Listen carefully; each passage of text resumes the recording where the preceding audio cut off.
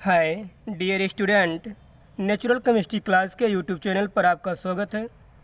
आज रासायनिक बलगतिकी के पार्ट 8 के अंतर्गत प्रथम कोट की अभिक्रिया फर्स्ट ऑर्डर रिएक्शन के बारे में अध्ययन करेंगे। इसके पिछले पार्ट में जीरो ऑर्डर रिएक्शन का समाकलित वेग समीकरण प्राप्त किया था।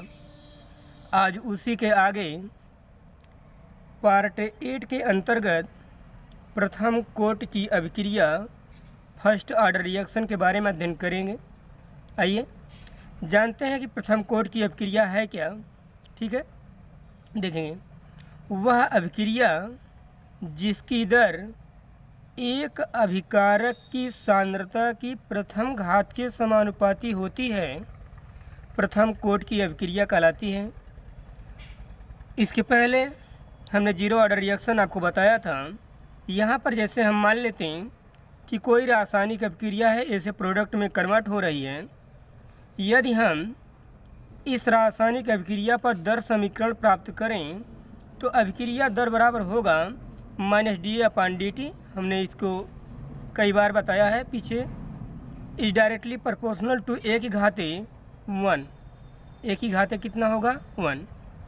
यहाँ पर जो इस रासायनिक अभिक्रिया पर दर समीकरण जो प्राप्त किया जाता है वो हमको ये प्राप्त होता है कि अभिक्रिया की जो दर होती है जिसको हम -dA/dt से इंडिकेट करते हैं, इज डायरेक्टली प्रोपोर्शनल टू एक घाते कितनी आती है 1 आती है। इससे सिद्ध होता है कि यह अभिक्रिया किस कोट की है, फर्स्ट ऑर्डर रिएक्शन है। तो अभिक्रिया दर बराबर हो जाएगा -dA/dt बराबर k कांस्टेंट a की घाते 1।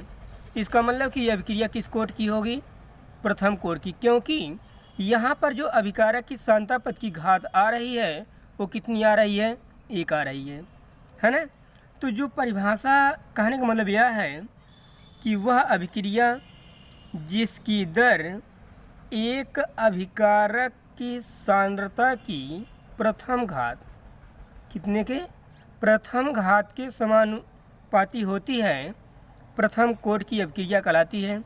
तो हमने जब इस समीकरण पर प्रयोग किया तो अभिक्रिया की जो दर प्राप्त हुई -dA/dt directly proportional to a, और a की घात कितनी प्राप्त होती है a। इससे सिद्ध होता है कि यह अभिक्रिया किस कोट की है, प्रथम कोट की है। हमने बताया था कि किसी समीकरण को देखकर हम नहीं बता सकते हैं कि अभिक्रिया किस कोट की है। जब इस समीकरण पर प्रयोग किए जाते हैं तो अभिक्रिया का दर समीकरण प्राप्त होता है और उस दर समीकरण के द्वारा हम बताते हैं कि अभिक्रिया किस कोट की है।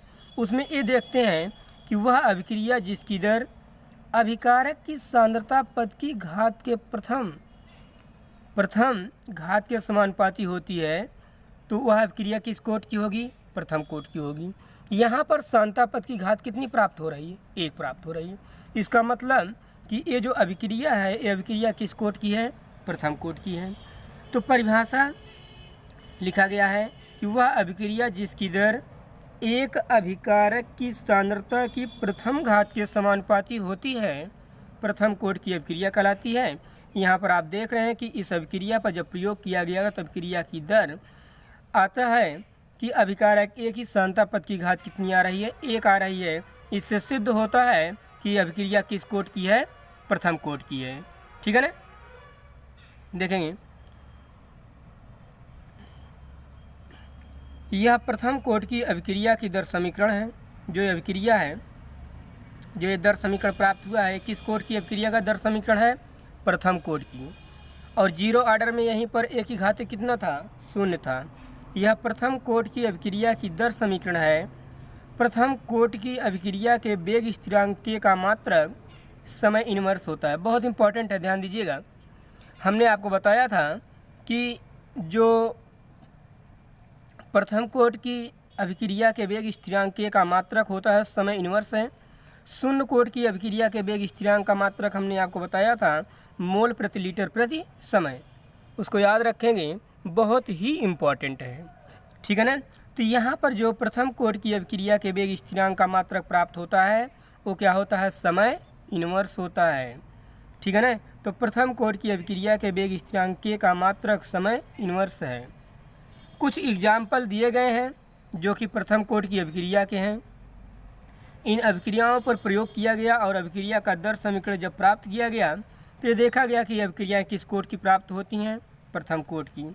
जैसे देखिए, पहला एग्जाम्पल है, नाइट्रोजन पेंटा ऑक्साइड का जब अपघटन होता है तो बनता है नाइट्रोजन डाइऑक्साइड और ऑक्सीजन, और इसकी अभिक्रिया की जो दर प्राप्त होती है वह आती है, प्रोपोर्शनल हटेगा तो कांस्टेंट के लगेगा, के N2O5 घाते कितनी होगी, 1। नहीं लिखा तो इसका मतलब 1 होगा, है ना।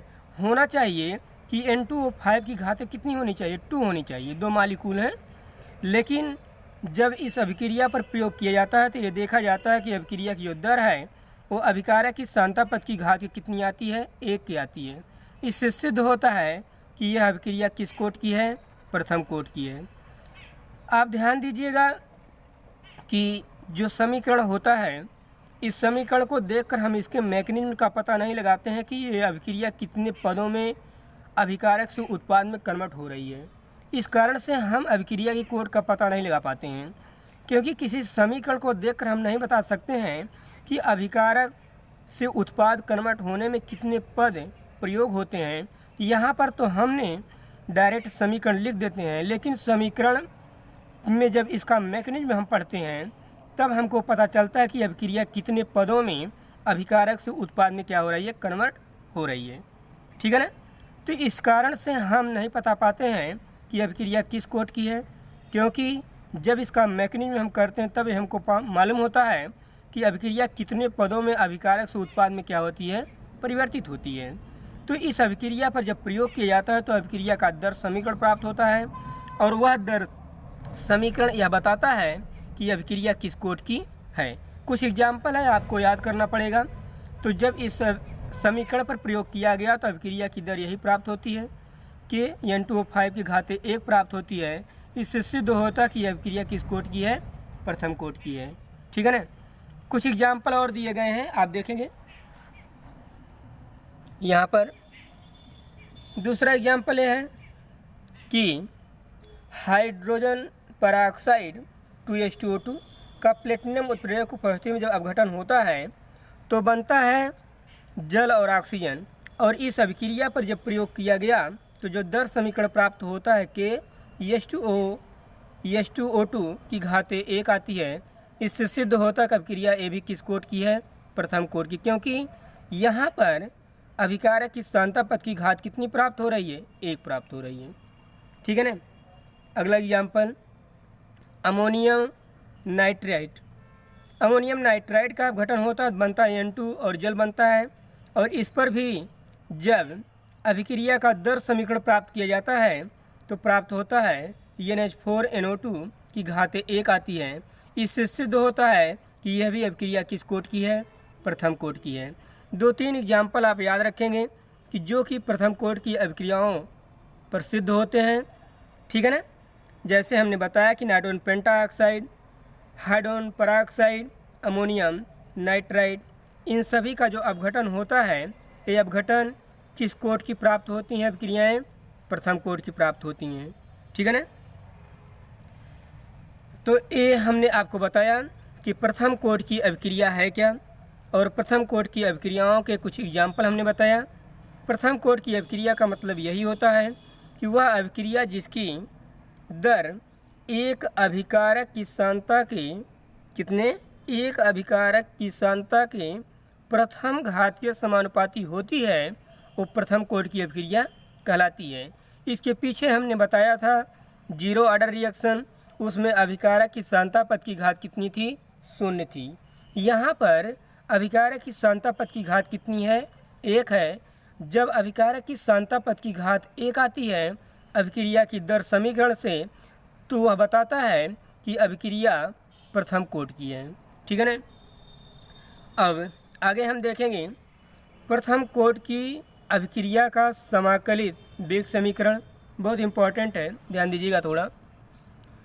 प्रथम कोटि की अभिक्रिया की समाकलित वेग समीकरण, हमने शून्य कोटि की अभिक्रिया का समाकलित वेग समीकरण आपको बताया था, और ये है प्रथम कोटि की अभिक्रिया की समाकलित वेग समीकरण। कैसे इसको हम प्राप्त करेंगे इसके बारे में आइए अध्ययन करते हैं। प्रथम कोटि की अभिक्रिया की समाकलित वेग समीकरण। देखें, आप जानते हैं कि प्रथम कोटि की अभिक्रिया है क्या, कि वह अभिक्रिया जिसकी दर एक अभिकारक की सांद्रता की प्रथम घात के समानुपाती होती है, प्रथम कोटि की अभिक्रिया कहलाती है। आप जानते हैं, हमने अभी आपको बताया कि जब अभिकारक की सांद्रता पद की घात 1 होगी तो अभिक्रिया किस कोटि की होगी, प्रथम कोटि की होगी। तो ये जो समाकलित वेग समीकरण है, थोड़ा ध्यान दीजिएगा, इसमें डेरिवेशन है, ठीक। और इससे समाकलित वेग समीकरण से हमको कई न्यूमेरिकल भी लगाने पड़ते हैं, बहुत इम्पॉर्टेंट है। तो ये पहले इसका हम समाकलित वेग समीकरण प्राप्त करते हैं, इसके बाद इस पे कुछ न्यूमेरिकल दिए गए हैं जिसके बारे में हम अध्ययन करेंगे, ठीक है ना। तो ये हेडिंग बहुत इम्पॉर्टेंट है, प्रथम कोटि की अभिक्रिया की समाकलित वेग समीकरण। देखेंगे, हमने बताया कि अभिक्रिया प्रथम कोटि की परिभाषा कि वह अभिक्रिया जिसकी दर एक अभिकारक की सांद्रता की प्रथम घात के समानुपाती होती है, प्रथम कोटि की अभिक्रिया कहलाती है। एक मान लेते हैं, माना प्रथम कोटि की एक अभिक्रिया है, ए से प्रोडक्ट में कन्वर्ट हो रही है, ठीक है ना। आइए हम आपको यहाँ पर बताते हैं कि कैसे समाकलित वेग समीकरण प्राप्त किया जाएगा, उसके बारे में देखेंगे। मान लेते हैं, थोड़ा ध्यान दीजिएगा, कि कोई अभिक्रिया है ए से प्रोडक्ट में कन्वर्ट हो रही है, ठीक है। थोड़ा ध्यान दीजिएगा, कोई रासायनिक अभिक्रिया है ए से प्रोडक्ट में कन्वर्ट हो रही है। इनका कहने का मतलब यह है कि t बराबर 0 समय पर जब अभिकारक उत्पाद में कन्वर्ट नहीं है, ठीक है ना, t बराबर 0 समय पर अभिकारक ए की सांद्रता स्मॉल ए है, लेकिन कुछ समय बीतने पर t समय पर अभिकारक ए की सांद्रता में कमी यक्स होती है। कितनी कमी होती है, यक्स होती है। आप बताएं, जब हमने कहा कि अभिकारक t बराबर 0 समय पर अभिकारक ए की सांद्रता स्मॉल ए है, अभी अभिकारक के मालिक्यूल सिर्फ संयोग करते हैं, उत्पाद में कोई मालिक्यूल कन्वर्ट नहीं हुआ है। मतलब प्रारंभिक अवस्था में यदि अभिकारक ए की सांद्रता स्मॉल ए है, जब कुछ समय बीतता है, मान लेते टी समय बीत रहा है, तो अभिकारक किस में कन्वर्ट होगा, उत्पाद में। और हमने कहा कि टी समय बीतने के उपरांत अभिकारक की सांद्रता में कमी कितनी होती है, यक्स की। तो यक्स की जो कमी हो रही है उसकी प्रारंभिक सांद्रता से ही कमी होगी। तो टी समय बाद अभिकारक ए की सांद्रता कितनी हो जाएगी, ए माइनस यक्स। क्या हो जाएगी, ए माइनस यक्स। अब अभिक्रिया की जो दर है, जो अभिक्रिया की दर है, अभिक्रिया की दर dt समय अंतराल पर क्या होगा, dx अपॉन dt बरा इज डायरेक्टली प्रोपोर्शनल टू किसके, t समय पर, क्योंकि dt समय अंतराल पर अभिकारक की सांद्रता में कमी कितनी हो रही है, यक्स की कमी हो रही है। तो ये फार्मूला हम लगाएंगे, dx अपॉन dt अभिक्रिया की दर होती है। तो dt मतलब t समय अंतराल में अभिकारक की सांद्रता में कमी कितनी हो रही है, यक्स हो रही है। तो t समय में अभिकारक की सांद्रता है क्या, a माइनस यक्स। तो यहाँ पर क्या हो जाएगा, a माइनस यक्स, ठीक है ना।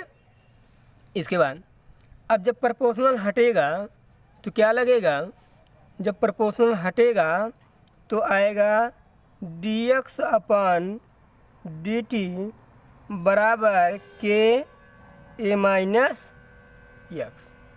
क्या होगा, a माइनस यक्स, ठीक है ना।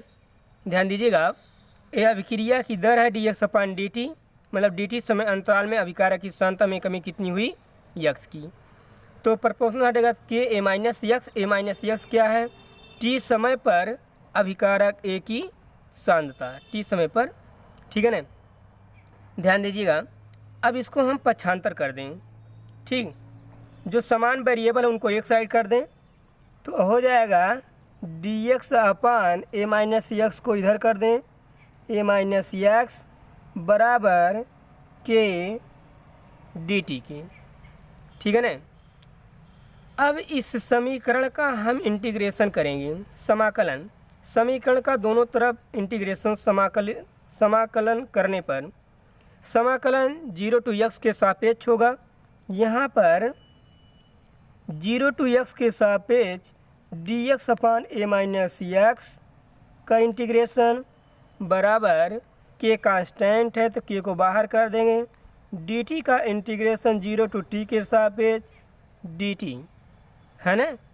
अब यहाँ पर जो इसका इंटीग्रेशन हम करते हैं, थोड़ा बायोलॉजी वाले ध्यान देंगे, मैथ वाले तो जानते होंगे। जब dx upon a minus x का इंटीग्रेशन हम करते हैं तो हमको प्राप्त होता है माइनस लाग a माइनस एक्स बराबर k कांस्टेंट है और dt का इंटीग्रेशन t होता है और प्लस i क्या है, समाकलन स्थिरांक है। i क्या है, समाकलन स्थिरांक है ना। i क्या है, समाकलन स्थिरांक है। तो जब इसका इंटीग्रेशन करेंगे तो हमको यही प्राप्त होगा माइनस लाग a माइनस एक्स और k कांस्टेंट है, dt का इंटीग्रेशन t होता है प्लस i क्या है, समाकलन स्थिरांक है। ठीक है ना। अब देखेंगे, हमने कहा कि यदि मान लेते हैं कि t बराबर 0 समय पर x बराबर क्या था, 0 था। जब t बराबर 0 था, यहाँ पर देखें, जब t बराबर 0 था तो कुछ अभिकारक के मालिकुल उत्पाद में कन्वर्ट हुए थे, नहीं कन्वर्ट हुए थे। तो उस समय x बराबर क्या था, 0 था, मतलब कोई भी अभिकारक उत्पाद में कन्वर्ट नहीं हुआ था। t बराबर 0 समय पर तो सिर्फ अभिकारक ही थे, उत्पाद तो बना ही नहीं था। जब कुछ समय बीता तब हमने कहा कि सांता में कमी x हुई, है ना। तो t बराबर 0 समय पर x बराबर क्या होगा, 0 होगा। तो t बराबर 0 पर x बराबर क्या होगा, 0 होगा। ठीक है ना। अब हम जब t बराबर 0 तो x बराबर 0, तो जब x बराबर 0 होगा तो यहाँ पर क्या प्राप्त होगा, माइनस लॉग a, x 0 हो जाएगा बराबर k t जब 0 हो जाएगा यहाँ पर k into 0 plus i, t बराबर 0 है तो जब ए पूरा क्या हो जाएगा, 0 हो जाएगा। 0 इंटू k तो क्या हो जाएगा, 0 हो जाएगा। तो माइनस लाग ए बराबर किसके आएगा, i की। अब इसी i के मान को, ठीक है, अब इसी i के मान को जैसे हम यहाँ पर इसको समीकरण 1 मान लेते हैं, इसको समीकरण 2 मान लेते हैं। इसी i के मान को जो समाकलन स्थिरांक है, इस i के मान को समीकरण 2 में रखने पर, ठीक है ना, i का मान है क्या, log a है। क्या है, i का मान क्या प्राप्त हुआ हमको, x जब 0 हो गया तो माइनस log a बचा। k t बराबर 0 होता है तो 0 गुणे k तो 0 हो जाएगा, ये पूरा सिर्फ बचेगा क्या, i, तो माइनस log a बराबर i के। अब यहाँ पर i के मान को समीकरण 2 में रखेंगे तो जब समीकरण 2 में रखेंगे तो क्या प्राप्त होगा, minus log a minus x बराबर के टी माइनस log a, यही प्राप्त होगा ना। यहाँ पर i के स्थान पे क्या लिख देंगे, माइनस log a। अब हम इसका पक्षांतर कर देंगे। ठीक है, जब पक्षांतर हम करेंगे तो log हमको ये प्राप्त होगा a upon a minus x log a upon a minus x बराबर के टी की, है ना।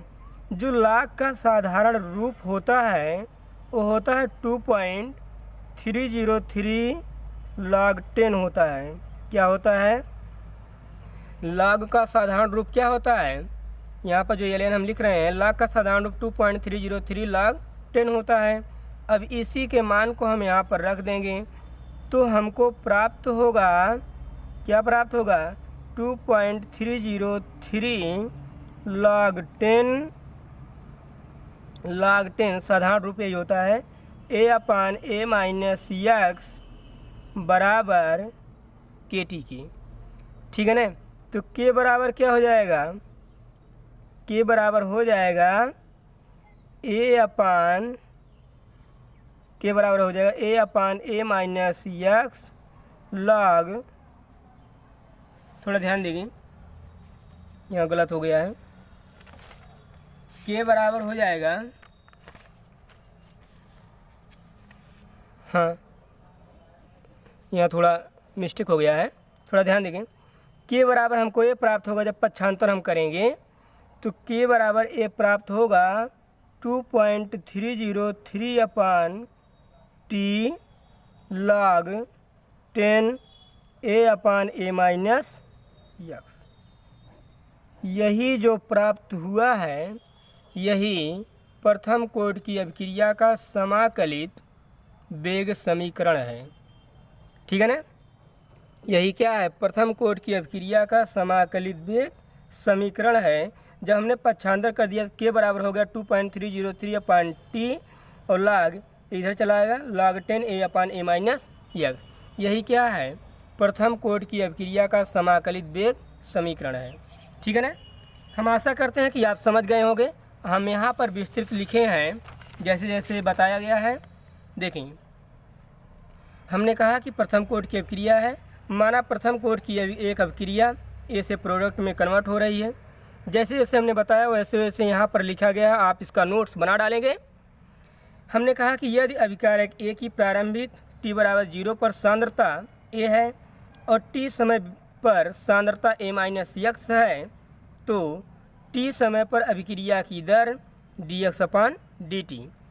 जब t समय पर dx upon dt directly proportional to a minus x, जो हमने अभी आपको बताया वहाँ पर वही हमने यहाँ पर लिखा है स्पष्ट अक्षरों में। आप इसका स्क्रीनशॉट लेकर नोट्स बना डालेंगे। dx upon dt directly proportional to a minus x, dx upon dt बराबर प्रोपोर्शनल हटेगा तो कांस्टेंट k और ए माइनस यक्स, समीकरण 1। ठीक है ना, आगे देखेंगे। ये सब हम बता चुके हैं, वही सिर्फ आपको यहाँ पर विस्तृत लिखा गया है, आप इसका नोट्स बनाएंगे। देखें, जब हम इसका इंटीग्रेशन करेंगे समान वेरिएबल को एक साइड ला के 0 टू यक्स के सापेक्ष dx upon A minus x के 0 टू t के सापेक्ष dt का integration dx upon A minus x का इंटीग्रेशन जब हम करेंगे तो समीकरण 2 का समाकलन करने पर हमने ऊपर यहाँ पर दिखा दिया जो कि नीचे होना चाहिए था। इसका इंटीग्रेशन हमने ऊपर दिखा दिया जो कि नीचे होना चाहिए था। ठीक है ना, ध्यान देंगे आप। जब समीकरण 2 का समाकलन करेंगे तो माइनस log ए माइनस यक्स बराबर के टी प्लस आई प्राप्त होगा। इसका इंटीग्रेशन माइनस log ए माइनस यक्स होता है, के डी टी का इंटीग्रेशन टी और आई समाकलन स्थिरांक। जब हमने कहा कि टी बराबर 0 तो यक्स बराबर क्या था, 0 था। इस परिस्थिति में माइनस log ए बराबर क्या आ जाएगा, आई आ जाएगा, क्योंकि यहाँ पर यक्स का मान 0 हो जाएगा और टी जब 0 होगा तो ये पूरा क्या हो जाएगा, 0 हो जाएगा। तो आई बराबर माइनस log ए प्राप्त होगा। अब हमने कहा कि यदि इसी आई के मान को समीकरण में रख दें, समीकरण में स्थिरांक आई के स्थान पर माइनस log ए रखने पर, जब हमने समीकरण में आई के स्थान पे, थोड़ा ध्यान देंगे,